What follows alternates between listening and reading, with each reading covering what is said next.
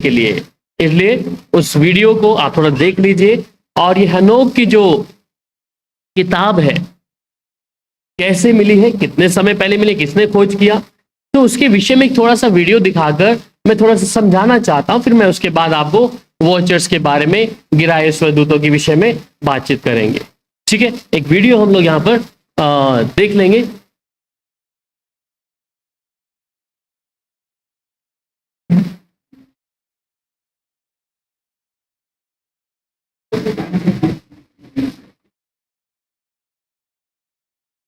Bible से ban किया गया हनोक की किताब हमारे इतिहास के चौंकाने वाले रहस्यों का खुलासा करता है। हनोक द्वारा लिखी गई किताब सभी मानव जाति के लिए एक चेतावनी के साथ शुरू होती है। हनोक के प्राचीन लेखन के अनुसार यह स्वर्ग के सभी खजानों का संरक्षक था, महादूतों का प्रधान और परमेश्वर के सिंहासन का तत्काल मंत्री था। आज की इस वीडियो में हम बात करेंगे आखिर इस किताब की ऐसी कौन सी बातें हैं जो मसीह लोगों को डराती है, जिसके कारण इसे बाइबल से बैन किया गया। इसको जानने के लिए पूरी वीडियो को जरूर देखें।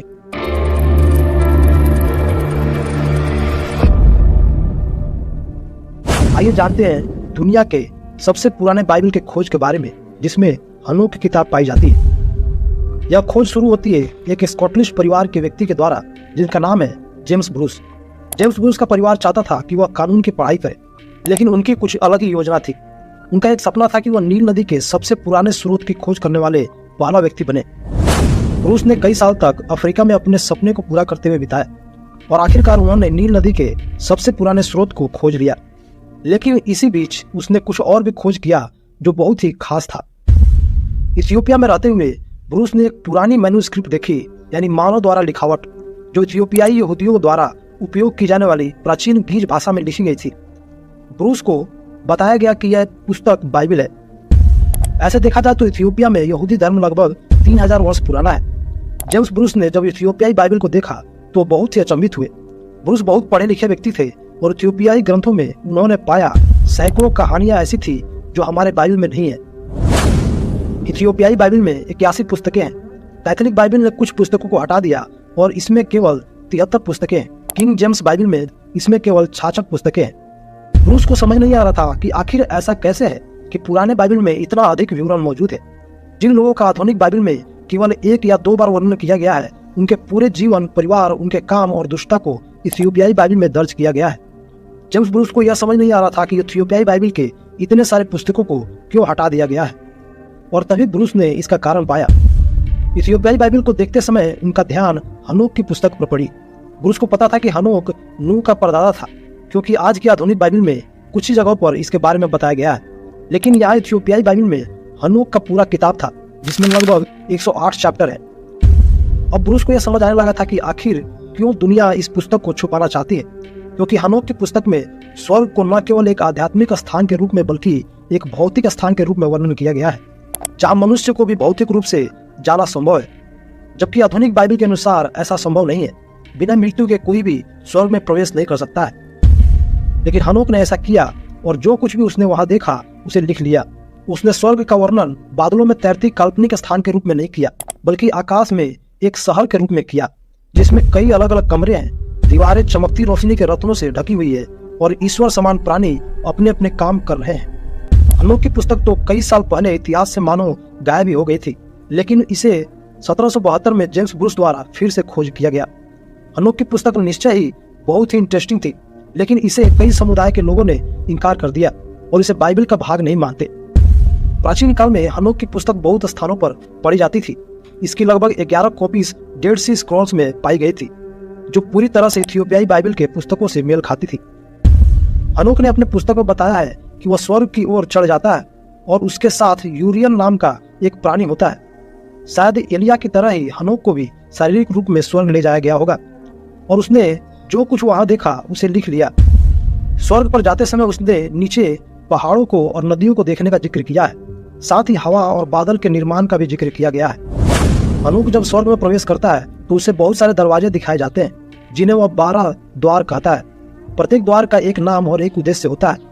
हनोक वहाँ कुछ प्राणियों को द्वार के अंदर बाहर घूमते हुए देखता है। इन्हें वह स्वर्गदूत और प्रधान दूत कहता है। इनके अंदर से बहुत तेज रोशनी निकलती है। इसके बाद हनोक को ब्रह्मांड का भ्रमण कराने ले जाया गया। वो आकाश गंगा की यात्रा करता है यूरियल हनोक को सौर मंडल के बारे में बताता है। उसने बताया कि पृथ्वी पर वर्ष की लंबाई 365 दिन होती है।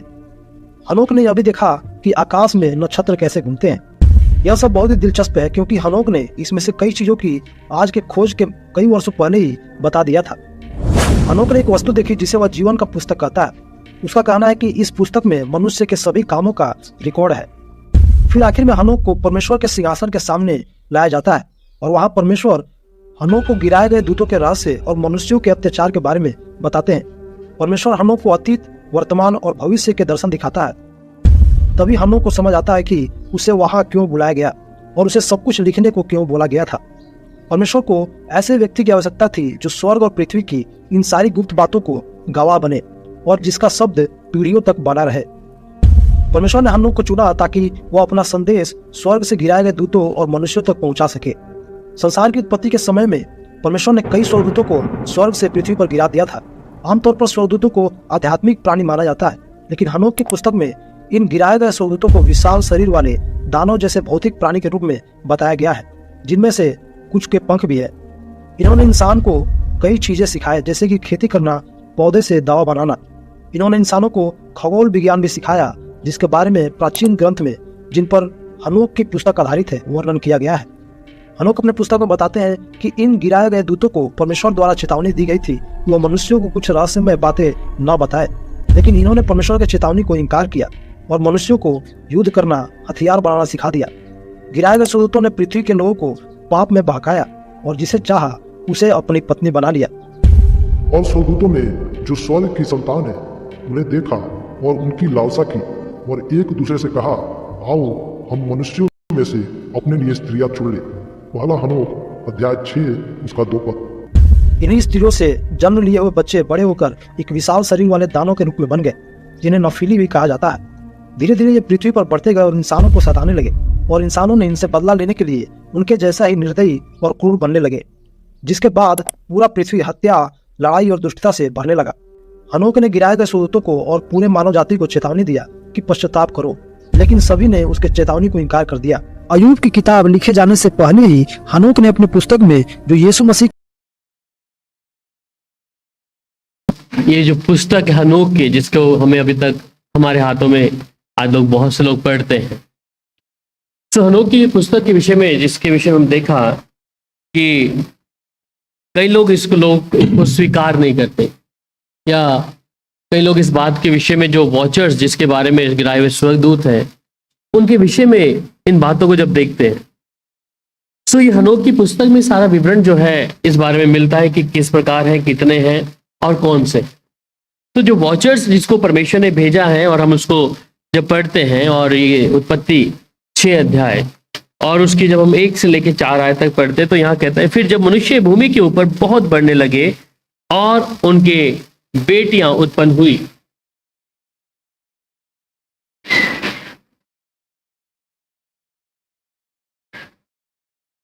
तब परमेश्वर के पुत्रों ने मनुष्य की पुत्रियों को देखा कि वे सुंदर हैं और उन्होंने जिससे जिसका चाहा उनसे विवाह कर लिया।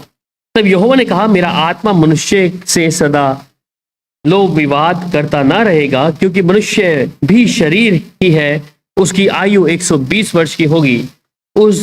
उन दिनों में पृथ्वी पर दानव रहते थे, और इसके पश्चात जब परमेश्वर के पुत्र मनुष्य की पुत्रियों के पास गए, तब उनके द्वारा जो पुत्र उत्पन्न हुए वे शूरवीर होते थे, जिनकी कीर्ति प्राचीन काल से प्रचलित थी। जो वॉचर जिसके बारे में है, और वॉचर्स और फॉलन एंजल्स में डिफरेंस है। अभी अब तक हम लोग ये सीखते हैं कि जो फॉलन एंजल्स हैं वो अलग एक ही है और वॉचर्स अलग है। वॉचर्स को अगर देखा जाए तो जो वॉचर्स जिनको बोला जाता है, इनको धरती पे भेजा, और जो मुख्य रूप से जो हनोक की पुस्तक में इन बातों को हम देखते हैं, वो अधिकांश जो क्रिश्चियन जो परंपराएं हैं वो क्या है, जो एक कैनिकल बाइबल है, और वो इसको तो बिल्कुल भी इसका हिस्सा मानती नहीं है। और कई लोग इस बाइबल के अंदर से जब हनोक की पुस्तक को देखते हैं, वो कहते हैं इट्स अ लॉस्ट बुक, मतलब कि खोई हुई पुस्तक है। और जब हमने देखा कि जेम्स बैरी ने इसको देखा कि इसने ढूंढा उसको, और ये मैन्युस्क्रिप्ट्स थे जो उसको नील नदी के पास, डेड सी के पास मिले।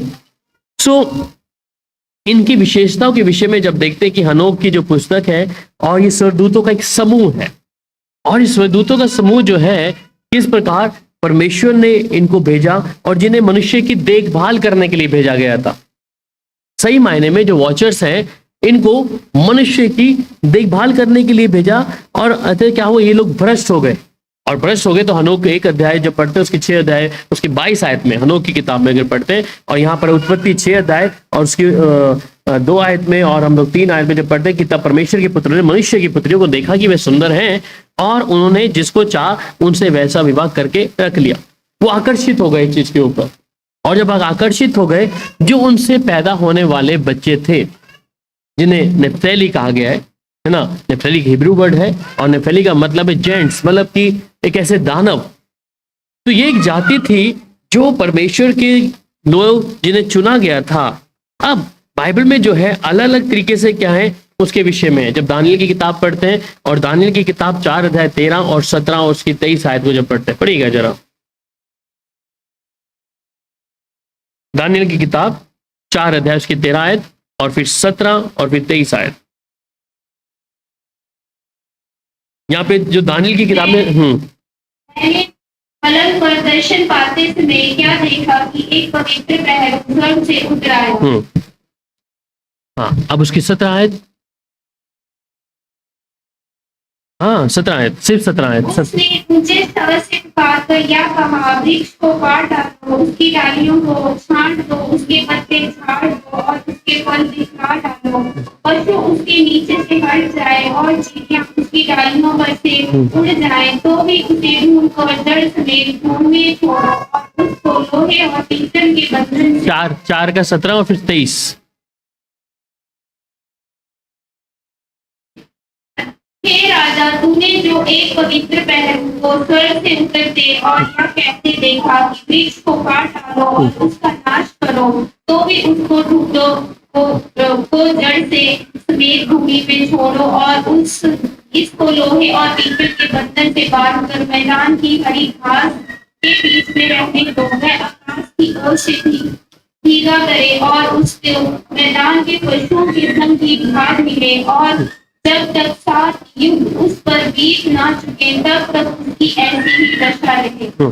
सो जो वॉचर्स हैं उनको अलग तरीके से शब्द के जो वॉचर्स यहाँ पे कहते हैं, पर उन्होंने इसका उच्चारण किया है कि सुनने वाले स्वर्गदूतों का वर्ग उल्लेख करता है कि इसका उपयोग पाएगा नकारात्मक सोच के साथ में है।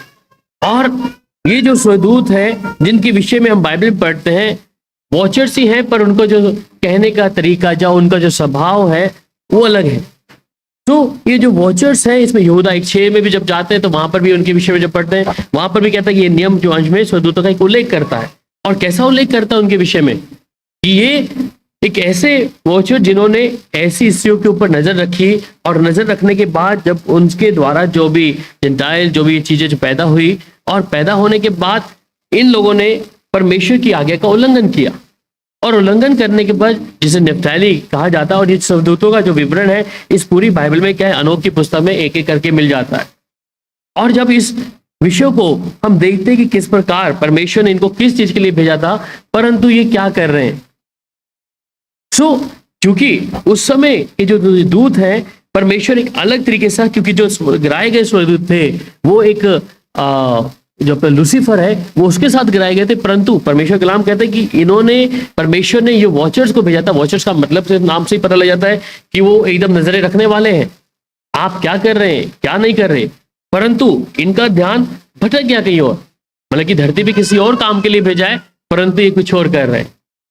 सो हनोक की एक ऐसी ये पुस्तक में जो है इसके बारे में हम लोग पढ़ते हैं, और ये हनोक की पुस्तक में ही कहता है कि जो एक जिसे लोग जो कैनिकल बाइबल है वो इसे स्वीकार नहीं करते। इवन यहाँ तक कि जो यहूदी लोग हैं वो लोग भी इसे स्वीकार नहीं करते, क्योंकि वह साफ तौर पे अभी हमने इसमें सुना कि मनुष्य का पुत्र का जब जिक्र आया तो वहां पर क्या कह रहे हैं कि ये जो यहूदी लोग हैं, अगर कहते हैं अगर हम इसको एक्सेप्ट कर लेते हैं कि ये हनोक की पुस्तक को इसलिए एक्सेप्ट नहीं करते कि वो मनुष्य के पुत्र का जो वहां पे एक उच्चारण कर रहा है वहां पे हनोक कि अगर हम यीशु को फिर यीशु मसीह जैसा पैदा हुआ देखते हैं कि हाँ यीशु मसीह आया था धरती पर और ऐसा था, पर यहूदियों के विषय में क्या है वो इस बात को स्वीकार नहीं करते। इसलिए वो हनोक की जो पुस्तक को क्या है अपने इस ग्रंथ से अलग ही लेके चला है, और वो आज तक इस बात को मानने के लिए तैयार भी नहीं है। जब इस हनोक की पुस्तक में जो आदम का जो 7वां वंश था, मालूम है आदम का 7वां वंश कौन था? हाँ, अभी बोल रहे थे आप, मथुशेलह। मथुशेलह जो आदम का 7वां वंश है, उसके द्वारा क्या है कि एक ऐसा धर्मी व्यक्ति का जो वर्णित करता है कि वो जो परमेश्वर की उस रहस्यों के विषय में जहां पर हम लोग देखते हैं, तो 7वें वंश में जब हम देखते हैं कि मथुशेलह जहां पर है, और उसके बाद उन दूतों को भी किस प्रकार, चाहे नूह का परदादा कौन था? हनोक ही है। नूह का परदादा हनोक है। तो हनोक इन तमाम बातों का विवरण वो देता है कि परमेश्वर जब उसको बुलाया ऊपर, तो उसने उन बातों को लिखा है। सो लिखने का कारण क्या है कि मनुष्य जो है, जिन विषयों में हम वॉचर्स और कई बार स्वर्गदूतों के विषय में बात करते हैं कि एंजल्स हैं और वॉचर्स हैं या फॉलन एंजल्स हैं, इनमें कुछ अलगताई है। अभी कहने का मतलब कि सब लोग एक ही साथ में जोड़ते हैं कि जब गिराए गए तो ये फॉलन एंजल्स और सब चीजें क्या साथ में थी। दोनों में फर्क है कि फॉलन एंजल जिन्होंने आज्ञा नहीं मानी, पर जिन्हें वॉचर्स कहा गया, ये लोग मनुष्य के ऊपर भेजा कि ये लोग क्या करें, मनुष्य के साथ रहकर उसकी सहायता और मदद करें। परंतु इनका ध्यान, अगर आप हनोक की पुस्तक पढ़ते हैं, उसमें 108 अध्याय हैं, और 108 अध्याय में जब आप सारी चीजों को पढ़ते हैं, वहां पर एक एक स्वर्गदूत का नाम बकायदा लिखा हुआ है। एक ही स्वर्गदूत का, कौन सा स्वर्गदूत किस काम पे करता है, उनका प्रधान कौन है उन चीजों का। ये हनोक की पुस्तक में जो नफ्ताली है और ये वॉचर जो स्वर्गदूतों का जो समूह है, कहता है मनुष्यों की देखभाल के लिए भेजा गया था, परंतु ये किसी और काम में लग गए। और जब पहुंचे तो पृथ्वी का जो नियम था, उसका जो न्याय था, उन्होंने उसको बिगाड़ दिया। और बिगाड़ने के बाद क्या है, ये भ्रष्ट में भर गए और ऐसी चीजों में फंस गए। और परमेश्वर ने जब हनोक की इस पुस्तक के अंदर इसके बारे में लिखता है, क्योंकि जब तक आप उस हनोक की पुस्तक को नहीं पढ़ेंगे तो आपका कंसेप्ट जो है क्लियर नहीं होगा कि ये है क्या। तो हम लोग हर स्वर्गदूत को कई बार जोड़ते हैं कि एक ही स्वर्गदूत है, ऐसा नहीं है, या गिराए स्वर्गदूत, ऐसा नहीं है। पर जिनको भेजा गया है, और उनमें से एक जो गोलियत, जिसके विषय में हम लोग देखते हैं कि परमेश्वर कलाम में साफ लिखता है कि उस समय ऐसे दानव पाए जाते थे धरती के ऊपर, और ये दानव जो पाए जाते थे, ये उन्हीं के एक वंश के लोग हैं जो नप्ताली थे। और नप्ताली जो है, ऐसे कई लोगों को जब वहां पर देखते हैं कि ऐसे स्वर्गदूतों का एक समूह है, और ये समूह जो है मनुष्य को मारना काटना, क्योंकि जब ये सब चीजें चली तो मनुष्य ने क्या किया, ये लोग मनुष्य को परेशान करने लगे, और मनुष्यों ने ही इनके साथ युद्ध विवाद शुरू कर दिया। और वहां हम देखते हैं दाऊद ने भी जाकर क्या किया, गोलियत के सिर को काट के लाया। उन्होंने ही सिखाया, उन्हीं के साथ में जब इनकी चीजें बढ़ गई, पर इनका जो अभी सिलसिला था वो बंद नहीं हुआ। इसलिए आप आज भी हिस्ट्री को उठा के देखें या साइंस में या कुछ भी ऐसी चीजों को देखते हैं, तो लोग कई बार जब देखते हैं, जब डिग करते हैं, कहीं पे खुदाई चलती है, वहां मनुष्य ऐसे ऐसे हड्डियों के कंगाल उनको इतने बड़े बड़े मिलते हैं, है ना। वो सब क्या है, वो सब ये दफन हुए हुए नेप्टालिस हैं। इस बात को समझना कि जो परमेश्वर के दूत है वो विशाल काया के हैं। नेप्ताली का मतलब कि वो एक विशाल काया के लोग हैं। और उसमें फिर एक और सुमेरियन ग्रंथ आता है, और सुमेरियन ग्रंथ में एक रहस्यमयी प्राणियों के विषय में पढ़ता है। अगर आप सुमेरियन ग्रंथ को पढ़ोगे, गूगल पे जाएंगे तो सुमेरियन जो ग्रंथ है उसको विषय में पढ़ना, और उसमें उसका जिक्र जो है, और वहां कहते हैं वॉचर को एनोनाई कहा गया है। एनोनाई का अर्थ है कि स्वर्ग से भेजा गया, ठीक है। ये एनोनाई की जो है स्वर्ग से भेजे गए उस समुदाय के विषय में आप पढ़ सकते हैं। ये तमाम चीजें जिसे हम यहाँ पर देखते हैं। अब कुछ जिक्र करूंगा उन स्वर्गदूतों के विषय में जिन्हें हम हनोक की पुस्तक में देते हैं। और पहला जो स्वर्गदूत जिसके बारे में हम पढ़ते हैं, जिसका उल्लेख हमें बहुत अच्छी तरीके से यहाँ पे मिलता है, और ये हनोक की पुस्तक में कुछ बातें हैं। तो पहला एक स्वर्गदूत उसमें आता है उरेल, और ये उरेल का जो जिक्र है ये प्रकाश का स्वर्गदूत है, मतलब कि जो अक्सर ज्ञान और रहस्य उद्घाटन को जुड़ा होता है। ये उरेल जो स्वर्गदूत है ये आपको बाइबल में ऐसे नहीं मिलेगा, पर हनोक की पुस्तक में मिलेगा। इसका जिक्र क्या है, ये प्रकाश का स्वर्गदूत है।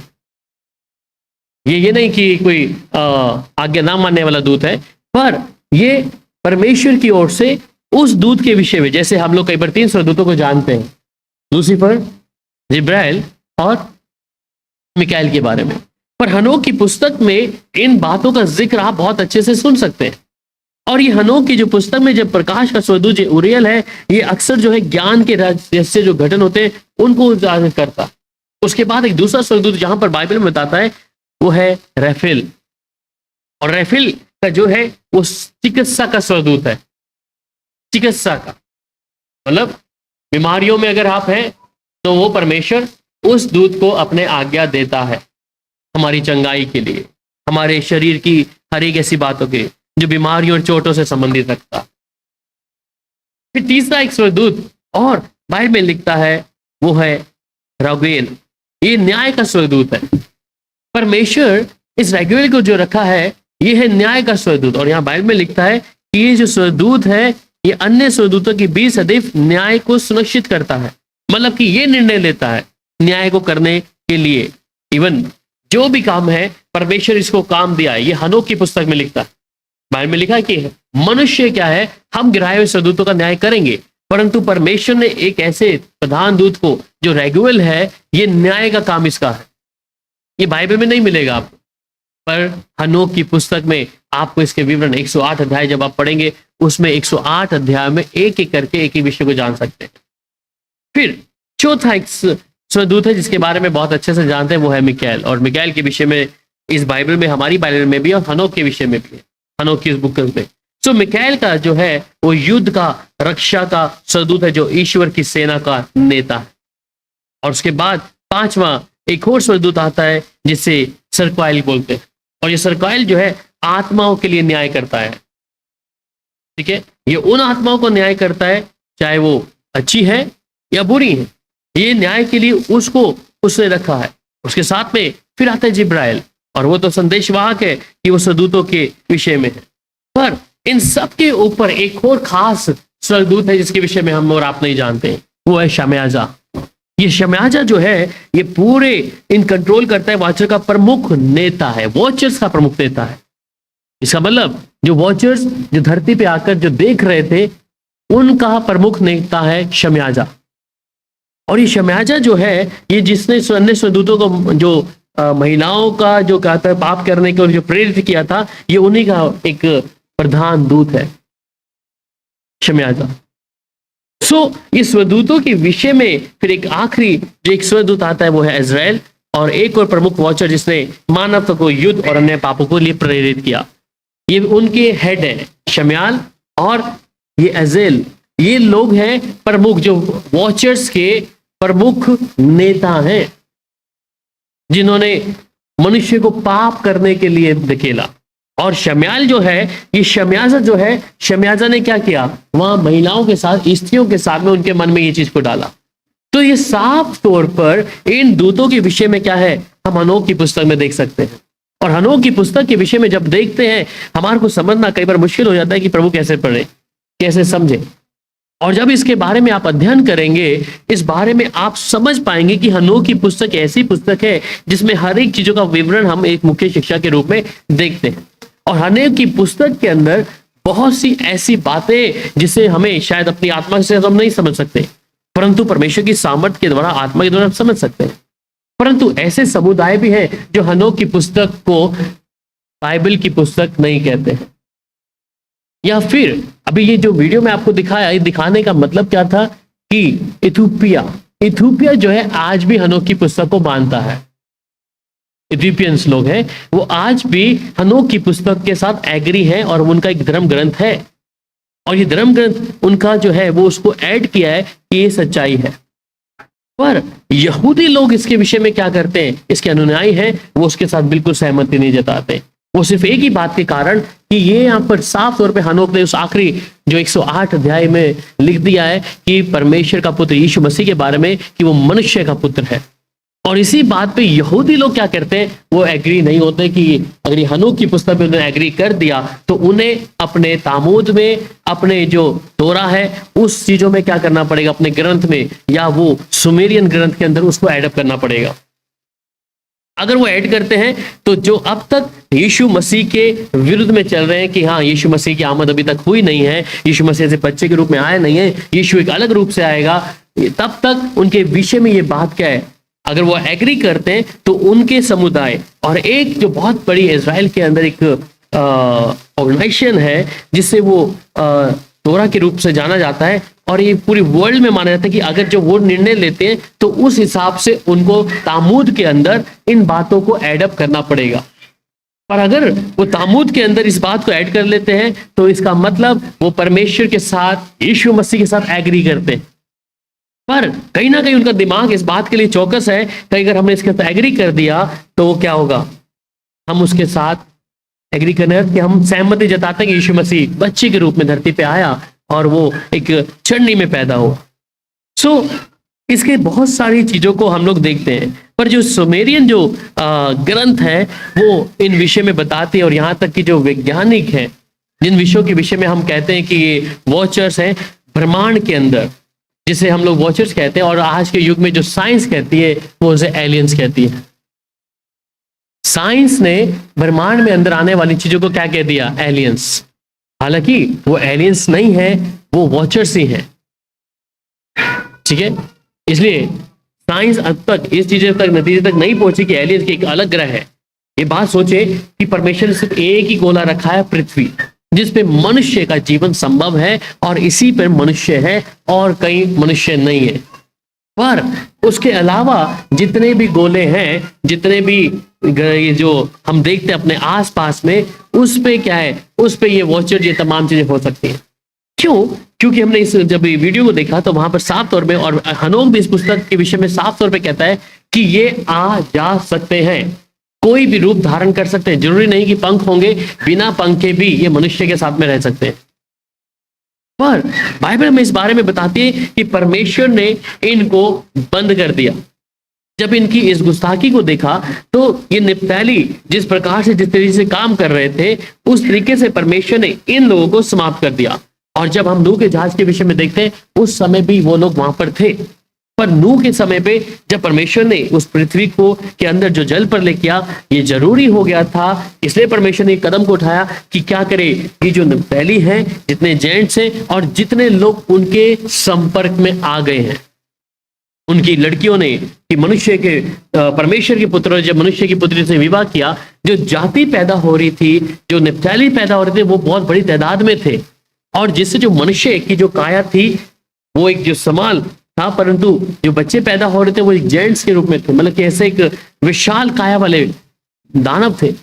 और ये आपस में मनुष्य और नप्तालियों के बीच में क्या करने लग गए, आपस में युद्ध चलने लग गया।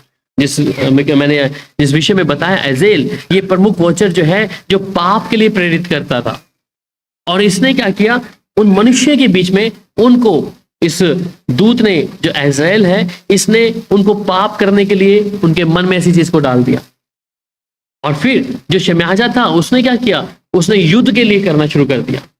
तो ये तमाम चीजों को जो परमेश्वर देख रहे थे, और हनोक की पुस्तक में साफ विवरण में पढ़ते हैं, जब आप हनोक उसका 108 का 7 आयत पढ़ेंगे तो वहां पर साफ लिखता है कि वहां पर क्या हुआ, परमेश्वर को ये निर्णय लेना पड़ा कि उन्होंने इस जो धरती के ऊपर जो चीजें हो रही थी उसको समाप्त करने के लिए। हम जब पढ़ते हैं बाइबल में, तो बाइबल में हमें यह पता लगता है कि पाप बहुत बढ़ गया। पाप तो बढ़ा, परंतु जो नप्ताली, जो ये जेंट्स पैदा हो रहे थे, इनकी तादाद भी बहुत ज्यादा थी, और ये आपस में मार कुटाई कर रहे थे। आपस में ये मनुष्य की पुत्रियों को भ्रष्ट कर रहे थे।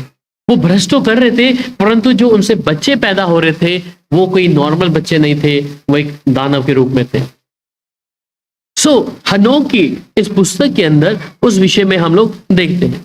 और यहां पर खास चीज जब हम देखते हैं कि परमेश्वर ने जो उनको धार्मिक, जो नैतिक जो विषय है जो हनोक की पुस्तक में, वो था कि वो परमेश्वर के उस पाप के बारे में, उस गंभीरता के बारे में जाने, वो उस विषय में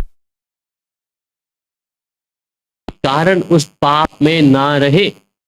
और हनोक की इस पुस्तक में जब हम देखते हैं कि ईश्वर की आज्ञाओं का पालन करने के लिए जोर देती है। अगर आप हनोक की पुस्तक पढ़ते हैं तो वहां लिखा है कि परमेश्वर का जो कलाम जहां पर देखते हैं कि मनुष्य परमेश्वर की आज्ञा को माने, और पाप इसके परिणाम है। और पुस्तक में पाप के गंभीर परिणामों के विषय में, जो वॉशर्स के पाप थे उनका दंड के विषय में उस किताब में हनोक की पुस्तक में मिलता है।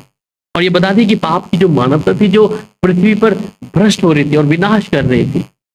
तो वॉचर्स जिन्हें कहा जाता है बाइबल के अनुसार में, ये नप्ताली है और स्वर्गदूतों का एक बहुत बड़ा समूह है अभी भी, जिन्हें कुछ वॉचर्स को परमेश्वर ने क्या किया है, उनको बंद करके रखा। परंतु शम्याजा और एजेल ये जितने भी दूत हैं, जो एक हेड है, जिस पर मिकाएल को हम देखते हैं कि मिकाएल क्या है, वो हमारा रक्षा करने वाला प्रधान है, परमेश्वर का दूत है। परंतु ये शम्याजा और एजेल जो है, ये प्रधान है जो पाप के लिए उकसाते हैं और मनुष्य को भ्रष्ट करने के लिए करते हैं। तो ये जो नप्ताली है, विशाल काय वाले, ये जो पृथ्वी पर जो हिंसा और पाप को बढ़ावा देते हैं हर एक चीजों में।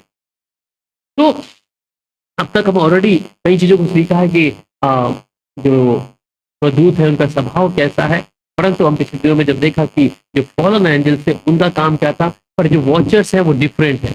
वॉचर्स का काम था, परमेश्वर इसलिए भेजा कि वो वॉचर्स क्या करे, मनुष्य के साथ थोड़ी सहमति जताएं, उनकी सहायता मदद करें, उनके साथ अनसंग रहे। परंतु जब ये उनको समझा रहे थे तो इनका ध्यान कहीं और चला गया, इनका मन कहीं और चला गया और इन्होंने मनुष्य की पुत्रियों को देखना आरंभ कर दिया। और जब मनुष्य की पुत्री को देखा इनको अच्छा लगा और इन्होंने उनसे विवाह कर लिया। तो जिस काम के लिए परमेश्वर इनको भेजा था इन्होंने वो ना करते, किसी और काम में ये लोग लग गए। तो इसलिए ये हनोक की जो पुस्तक है आप पढ़ने को पढ़ सकते हैं, पर इसमें बहुत सारी बातों को आप सीख भी सकते हैं, है ना। कुछ लोग मानते हैं कि हनोक की पुस्तक क्या है, पर मैं अपने हिसाब से, मैं अपने विषय में कहता हूँ कि मुझे इसकी आवश्यकता नहीं पढ़ने के लिए, पर मेरे लिए जितना दिया गया है बाइबल, ये मेरे लिए सफिशिएंट है ना। मेरे लिए बाइबल काफी है। ये एक नॉलेज के लिए आपके लिए हो सकता है, समझ के लिए कि परमेश्वर के कितने दूत हैं, किस प्रकार वॉचर्स है, नप्ताली है और कैसे इन लोगों का काम हुआ, किस प्रकार जो सुमेरियन ग्रंथ के लोग हैं वो किस प्रकार से वॉचर को अनुमति क्या कहा जाता है उनको, और ये क्या काम करते हैं, और साफ तौर में कि जो साइंस है इस चीज को क्या कहती है ब्रह्मांड के अंदर। और अगर आप देखें तो ब्रह्मांड में बहुत सारी चीजें ऐसी जो हो रही होती है हमें नहीं मालूम होता। तो कई बातों को जब हम यहाँ देखते हैं कि उनका अस्तित्व है, हम ये नहीं कह सकते कि वो चीज नहीं है। एक नॉर्मल व्यक्ति को इस बारे में बिल्कुल भी ज्ञात नहीं होगा, वो सोचेगा कि सब कुछ एक जैसा ही है। पर जब हम आकाश में से, बाइबल में कहता है कि आकाश में हम बहुत सी चीजों को देखते हैं, आसमान में ऐसी चीजों को देखते हैं जो हमने कभी देखी नहीं है, परंतु कई चीजों का विवरण बाइबल के अनुसार और इस हनोक की पुस्तक में आप देख सकते हैं। यहाँ तक कि हनोक अपनी उस पुस्तक के अंदर आने वाली चीजों के विषय में भी बता चुका। आकाश की शक्तियां हिलाई जाएंगी, इसका मतलब कि परमेश्वर ने उस हनोक की पुस्तक को, हनोक जब इस बारे में कहता है कि हनोक को परमेश्वर ने बुलाया ऊपर कि वो देखे वहां पर और इन सब चीजों को लिखित तौर पर दे। अब बात आती है कि हनोक की पुस्तक जब इतने साल 1979 में जब इसको मिला जिस व्यक्ति के द्वारा, तो अब इस बात पर जो कैनिकल जो बाइबल थी वो इसको अलाउ नहीं करती, वो आज भी इसको अपना हिस्सा नहीं मानती। पर जो दूसरे लोग हैं, और ये जो दूसरे लोग हैं इथोपिया वाले, इथोपियंस ने उस चीज को स्वीकार किया, वो इस चीज को समझ गए। अब इथोपियंस की टीचिंग क्या है मैं नहीं जानता, क्योंकि इथोपियंस खास तौर ये कहते हैं कि वाचा का संदूक भी उन्हीं के पास में है।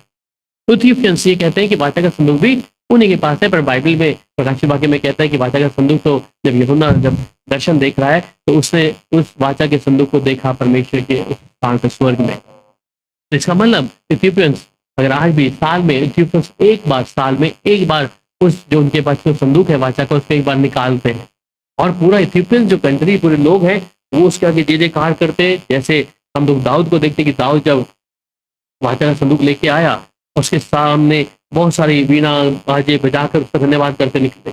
इथोपियंस जो है आज भी क्या करते हैं, जो उनके पास जो संदूक है, अब ये नहीं मायने रखता, परंतु जो इस वाचा के संदूक में हम इस विषय में देखते हैं कि जो वाचा का संदूक उनके पास था, जो दाऊद के पास में था, तो उधर तो हम दाऊद के एक दास को देते जिसने हाथ लगाया और मर गया। पर यहाँ तो जब आप इथोपियंस को देखते हैं वो तो कितने लोग वाचा के संदूक को हाथ भी लगा रहे हैं, कितने लोग उसको पकड़ के जा रहे हैं, कोई भी नहीं मर रहा। तो यहाँ से भी हम चेक कर सकते हैं कि परमेश्वर का जो वाचा का संदूक है उसको कोई भी हाथ नहीं लगा सकता। तो ये इथोपियंस जो है ये ऐसे करके चलते हैं। तो ये इनकी धारणा है। पर हनोक की पुस्तक हम ये भी नहीं कहते कि गलत है, पर इसके विषय में, जिस विषय में हमें जानने के लिए है, वो मेरे लिए बस बाइबल ही काफी है। और ये सीखने के लिए हमारे लिए है कि ये पहला जो कंसेप्ट हम इसको समझे कि जो वॉचर्स हैं, जो फॉलन एंजल्स हैं, वो अलग अलग है, वो सेम नहीं। हम फॉलन एंजल्स को भी वॉचर्स कहते हैं। तो फॉलन एंजल जो गिराए गए स्वर्गदूत हैं उनका अस्तित्व दूसरा है। वो तो जब लूसीफर के साथ में गिरे तब उनका अस्तित्व को परमेश्वर ने वहीं पे उनको दफन कर दिया।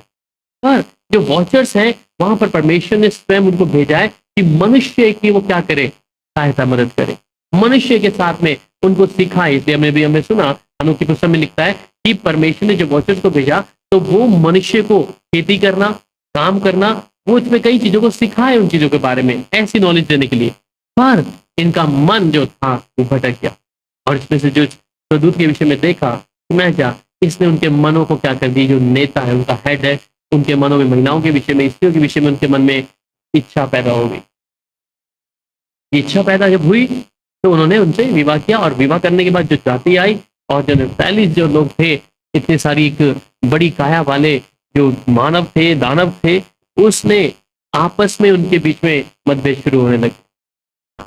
इसलिए परमेश्वर ने वहां पर क्या किया कि जिस प्रकार इनका पाप गुनाह हर चीज बढ़ रही थी, परमेश्वर को रोकने के लिए, परमेश्वर ने रोकने के लिए उसको क्या कर दिया, वहीं पर समाप्त कर दिया। और इसलिए परमेश्वर का नूह जहाज तैयार कर, और इस जहाज में तुम बुनियादी कर सब लोगों को बता कितने लोग मन कराएंगे। उस समय सिर्फ मनुष्य नहीं थे, उसके अलावा नप्ताली जो जेंट्स थे, इतने बड़े बड़े दानव विशाल काया वाले, ये लोग भी मौजूद थे, और परमेश्वर इनकी दुष्टता को देख रहा।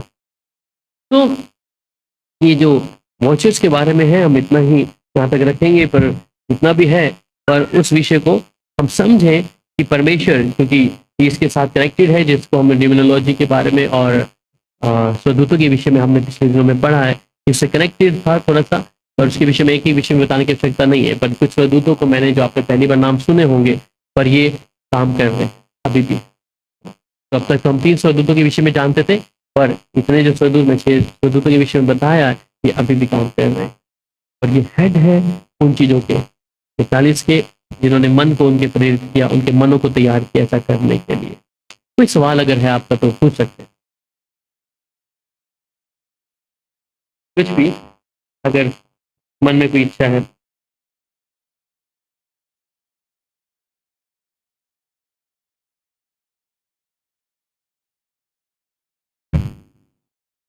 कोई सवाल अगर किसी का है, कुछ क्लियर है? ठीक है। तो वॉचर्स के बारे में, वॉचर्स अलग है और फॉलन एंजल्स अलग है। फॉलन एंजल्स जिन्होंने पाप किया, परंतु वॉचर्स को परमेश्वर ने भेजा कि क्या करें, मनुष्य के साथ में मदद कर रहे हो। ठीक है, प्रार्थना करते हैं, जरूरी है।